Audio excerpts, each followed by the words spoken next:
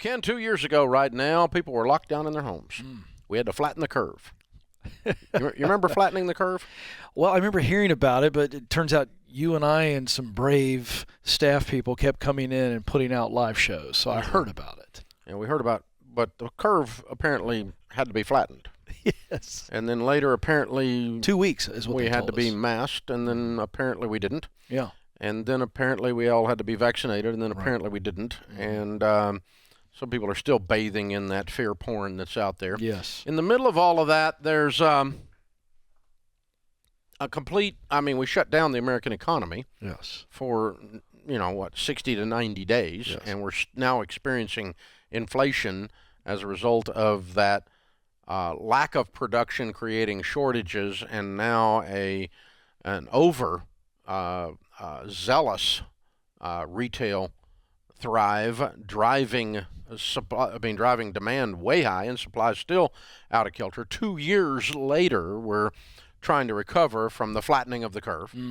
But one of the things I didn't know until I picked up this from NBC News this week, they're calling the PPP plan the biggest fraud in a generation, the looting of the COVID relief plan. Yeah.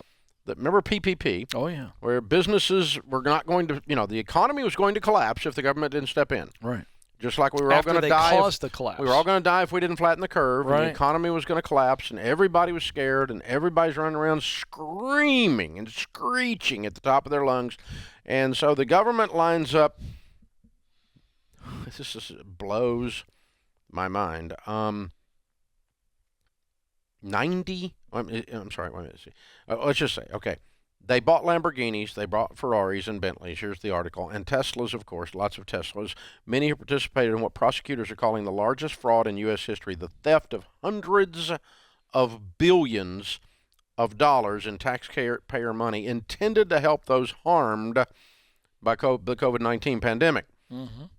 Instead, these fraudsters came in and couldn't resist purchasing luxury automobiles, mansions, private jet flights, and swanky vacations. They came into the riches by participating in what experts say is the theft of as much as $80 billion. $80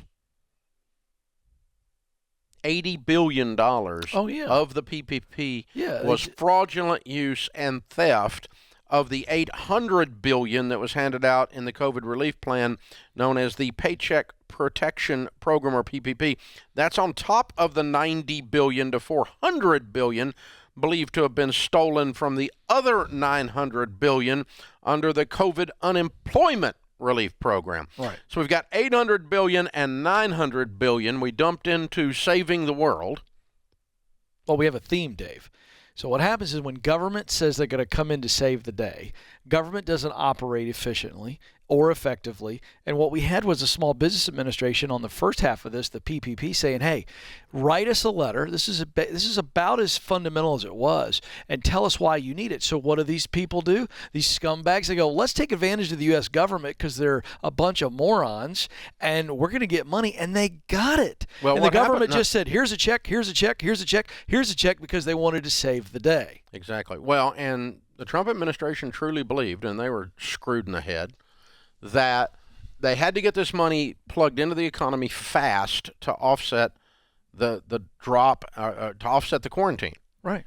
And when you go at that rate of speed, you don't have any way to verify and put in place. That's correct. And you drop trillions and trillions of dollars out there, and now we're finding out that well over 10% of it, unbelievable, north of $500 billion now, went to people who did not have an unemployment problem and did not even qualify for PPP, because all they did was say, sign this document and check here that you really are due this money. Right.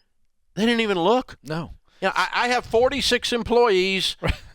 I happen to work out of my basement and have no employees. Right. But I have 46 employees, and here's the name of my company. People were going to state records and pulling company names off of state records and filing under that with false addresses, basically creating a form of identity theft and getting checks for hundreds of thousands of dollars sent to them to keep their business open, and they didn't even have a business. Yeah, this is what happens when leaders lead from desperation. Desperation and fear. It's exactly what Panic. happens. It was panic. full Sheer on panic. It was full on panic. Right.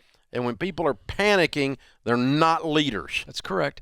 And I don't care if you're a Democrat, you're a That's Republican, you're a lefty, you're a masker, you're a righty, you're an anti-masker, you're a vaxxer, or you're an anti-vaxxer. If you're in a full-on panic, you're straight up stupid. That's right. And so what was happening is the government was trying to give the illusion of we're in control, we got you, and the fact of the matter is they didn't, and this is taxpayer dollars. Let's bring this back to when you hear numbers like that, I want to make sure you folks catch this because those numbers are so big it kind of feels like, oh, that's just so.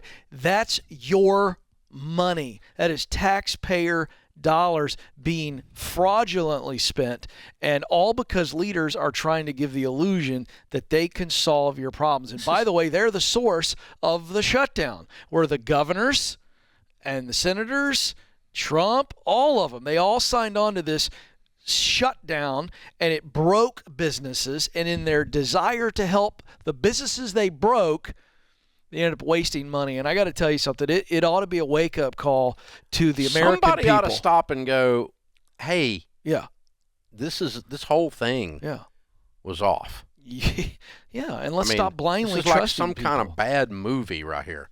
Oh, yeah. But $500 billion paid out to people that didn't even own businesses or that weren't even unemployed in the name of panic brought on by false sets of assumptions about numbers. Mm-hmm. Oh, God, it just is. It's a case study in leadership not leading, and the nanny state run amok. It's true. And so the people are screaming, you have to take care of us because now you made us, locked us in our house, and now you have to feed us. Yeah. And, man, you people, I'm telling you, if you ever allow your government to do this to you again, you're a bunch of freaking sheep. Because the results of this are going to ripple through our economy for a decade. $500 million. And here's the deal. You can do half something a about trillion this. dollars. You know what you can do? Vote. Go vote. Anybody that was a party to From this a kind of school junk, board all the send way them to home. a governor, to a senator, to a president. You can vote. Send them home. Good God. This is the Ramsey Show.